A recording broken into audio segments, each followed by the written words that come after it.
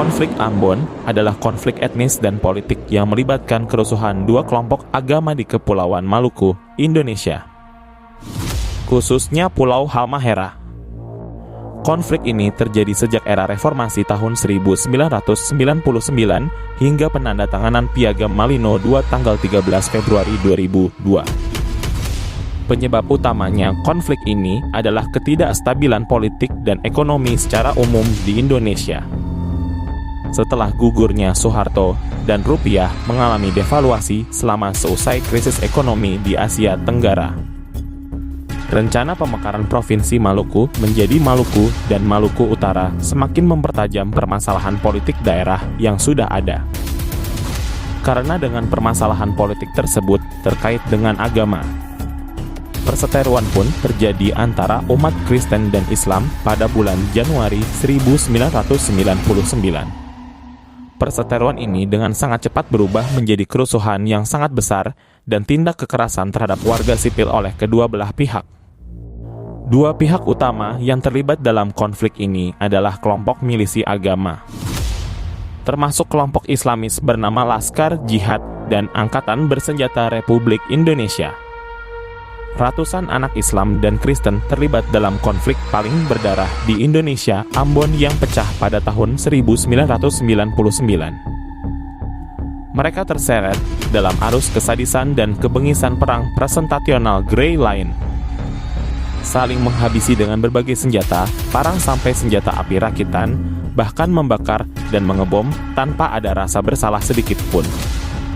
Hal ini merupakan bagian dari hidup sehari-hari sebagian anak-anak berusia antara 9 sampai belasan tahun pada saat itu.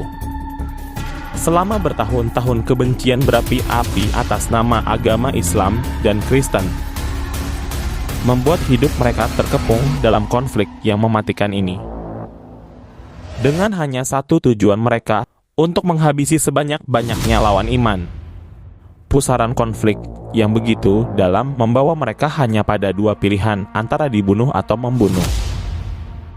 Konflik Ambon 1999 hingga 2000, dua konflik yang merupakan sebuah proses sosial antara individu maupun kelompok yang berusaha untuk mencapai tujuan dengan cara menantang pihak lain, yang disertai dengan pertempuran dan ancaman.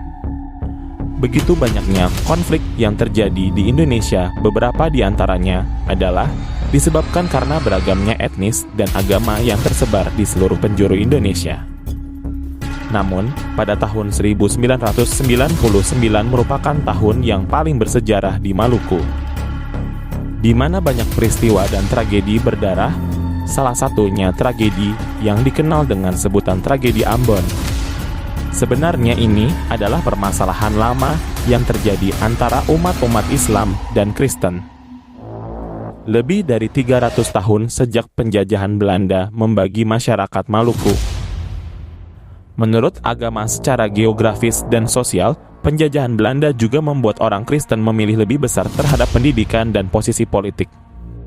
Sedangkan orang Muslim mayoritasnya menjadi pedagang dan pembisnis. Konflik di Maluku yang sebagian besar terjadi di Ambon merupakan salah satu konflik yang paling dahsyat yang pernah terjadi di Indonesia setelah kejatuhan rezim Soeharto. Konflik tersebut merenggut hampir 5.000 nyawa dari tahun 1999 hingga tahun 2002 dan mengungsikan sepertiga dari penduduk Maluku dan Maluku Utara. Di dalam peristiwa ini dipaparkan tentang awal mulanya terjadi perpecahan kelompok etnis yang menyebabkan konflik di Ambon. Munculnya konflik tragedi Ambon ini terjadi pada 19 Januari 1999 yang diawali dengan terjadinya perseteruan antara pemuda Kristen dari Mardika Kabupaten di kota Ambon dengan seorang pemuda Muslim dari Batu Merah di sebuah desa di sebelah Mardika, yang mana pemuda Muslim ini berkali-kali menagih uang kepada pemuda Kristen keturunan Bugis. Akan tetapi pemuda Kristen ini tidak mau memberikannya, sehingga keduanya pun terlibat adu mulut cekcok dan berkelahi adu pukul. Kala itu pemuda Mardika Kristen membawa pedang untuk menghabisi pemuda Muslim. Kemudian konflik ini malah menyebar dan merayap, yang mana para pendukung antara suku yang lain ikut campur untuk melakukan perlawanan terhadap suku lainnya. Pada akhirnya, konflik tersebut berubah menjadi tragedi. Kondisi dari konflik ini umat Islam dengan Kristen saling serang sehingga menimbulkan siklus peningkatan beberapa pihak. Konflik ini semakin terus memanas. Konflik ini terkait dengan pemilihan umum PDIP yang diumumkan menjadi alasan dengan membakarnya suasana. Hal inilah yang tepat suatu hari ketika usai Natal di satu gereja Protestan Maluku GPM gereja terbesar. 800 orang Muslim Tobelo dihabisi oleh pihak Kristen. Akibat dari terbakarnya gereja Solo mengakibatkan pembalasan dengan membakar masjid. Dengan serangan tersebut, membuat pihak Kristen dan Muslim terlibat lebih jauh dalam konflik ini. Di mana ada militer, dianggap tidak siap dalam menangani kerusuhan yang terjadi. Karena adanya keberpihakan pada kelompok tertentu. Segala upaya yang dilakukan dalam kasus konflik di Ambon agar konflik ini segera berakhir. Beberapa di antaranya dipimpin oleh pemerintahan pusat dan daerah, yaitu kelompok perempuan serta petugas keamanan masyarakat internasional dan lokal.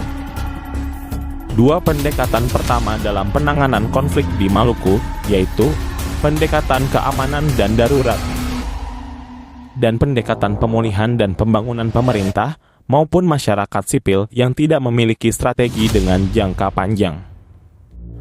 Alat penanganan konflik yang pertama, serta mengandalkan pasukan yang dikirim dari luar daerah.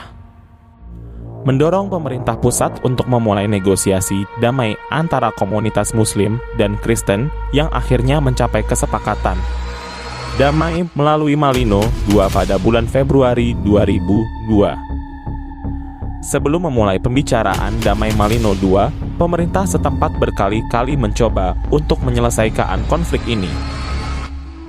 Akan tetapi semuanya tidak berhasil. Misalnya, Gubernur Provinsi Maluku membentuk kelompok informal dan para pemuka agama pada akhir Januari 1999 yang disebut sebagai Tim 6. Kelompok ini terdiri dari 6 pemimpin. Dari komunitas tugas mereka adalah untuk mencegah meluasnya kekerasan yang telah dipilih tersebut. Pemerintah dalam menangani konflik diakui menyebabkan bangkitnya kedaulatan penduduk Maluku pada saat puncak konflik 2000.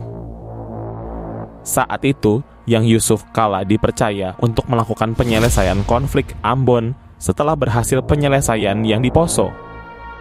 Setelah mendalami, tidak jauh berbeda terjadinya konflik ini karena hal lainnya. Setelah itu, berhasil dilakukan perundingan yang menghasilkan kesepakatan antara kedua belah pihak untuk berhenti mengulangi kekerasan dan menandatangani Malino II pada 5 Februari yang direncanakan siap untuk ditandatangani. Dipilih sebagai tempat penandatanganan karena dianggap sebagai tempat yang netral. Dan tanggal 12 Februari dipilih karena bertepatan dengan Hari Raya Idul Fitri dan Hari Raya Natal. Setelah itu, perjanjian perdamaian Malino II ditandatangani oleh dua pihak yang bertikai pada 11 Februari 2002. Perjanjian Malino II terdiri atas 11 poin. Yang pertama yaitu berakhir semua bentuk konflik dan permasalahan. Kedua, menegakkan supremasi hukum secara adil dan tidak memihak. Ketiga, menolak semuanya bentuk gerakan separatisme. Keempat, sebagai bagian dari Negara Kesatuan Republik Indonesia, maka semua orang berhak untuk berada dan berusaha di wilayah Maluku dengan memperhatikan budaya setempat. Kelima, segala bentuk organisasi, kelompok atau laskar bersenjata tanpa izin dilarang untuk berada di Maluku dan senjata wajib diserahkan. Bagi pihak-pihak luar yang mengancam Maluku wajib meninggalkan Maluku. Keenam, untuk melaksanakan seluruh ketentuan hukum dibentuk tim investigasi independen nasional untuk mengusut tuntas peristiwa 19 Januari 1999. Front Kedaulatan Maluku, Kristen RMS, Laskar Jihad, Laskar Kristus, dan pengalihan agama secara paksa. Ketujuh, mengembalikan pengungsi secara bertahap ke tempat semula sebelum konflik. Kedelapan, pemerintah membantu masyarakat memperbaiki sarana ekonomi dan sarana umum. Kesembilan, adanya kekompakan dan ketegasan untuk TNI atau Polri sesuai fungsi dan tugasnya. Untuk itu, segala fasilitas TNI segera dibangun kembali dan dikembalikan fungsinya.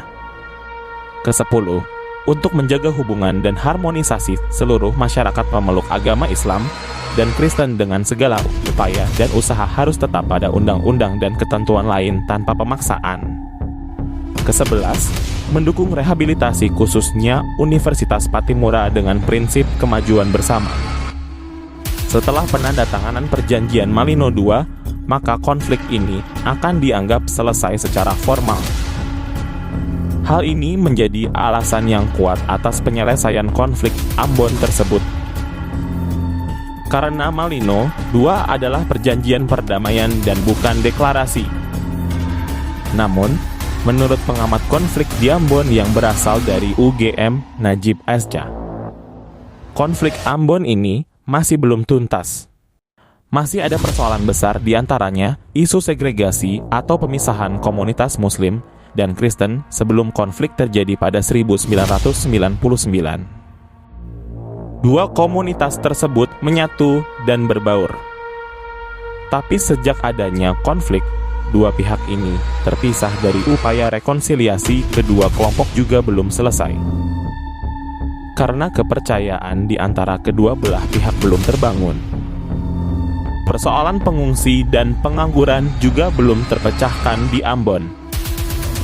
Akibat dari konflik tersebut jelas menimbulkan banyak pengangguran dan pengungsi. Hal inilah yang dianggap oleh Najib Azca belum diselesaikan pasca terjadinya konflik tersebut.